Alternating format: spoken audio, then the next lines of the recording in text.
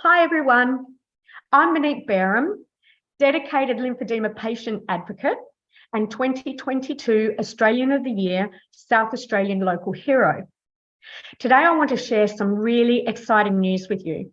I believe it's so important that I'm reaching out via video.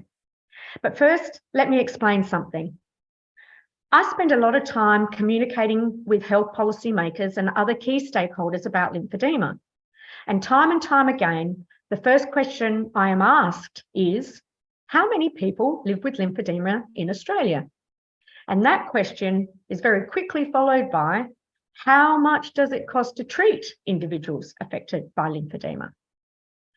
And I feel very frustrated all the time because I can't provide that very necessary data because, believe it or not, lymphedema is not currently included in Australian health statistics. Now, this is a real problem because it means that the Australian lymphedema community is invisible to our health policymakers. And that means that lymphedema care and services cannot be properly funded. Now, this is fundamentally why individuals affected by lymphedema often find it so difficult to access affordable and evidence-based care and garments that they so desperately need. So last year, I decided I was going to do something about it. And I used my role to raise this national issue.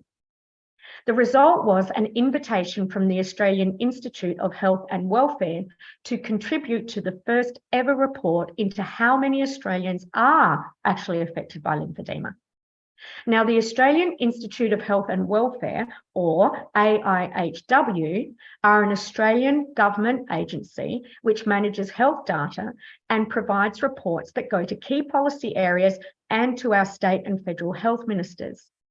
This is so that they can make informed decisions about health funding and resourcing. So this is a really great step forward.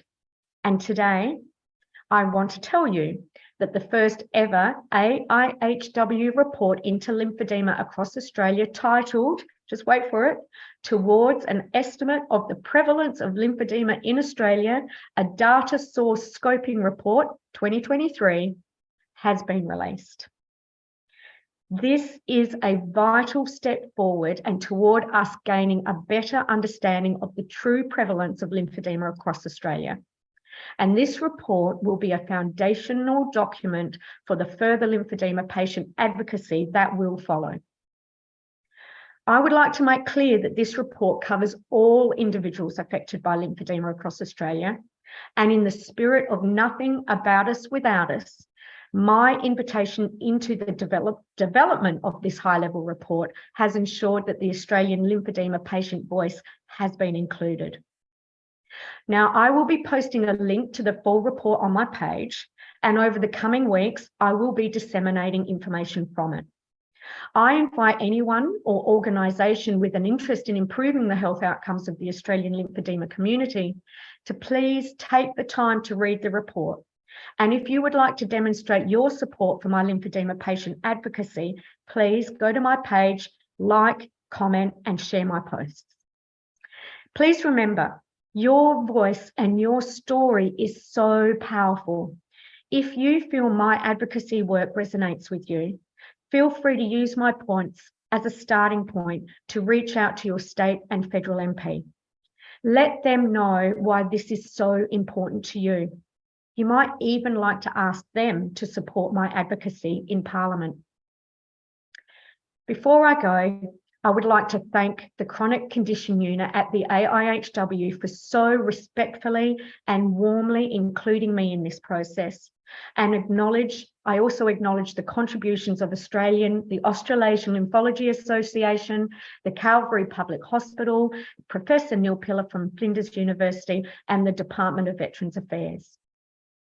I believe that every individual affected by lymphedema across Australia deserves access to evidence-based, affordable care and garments. Please, let's make this happen. Take care, everyone.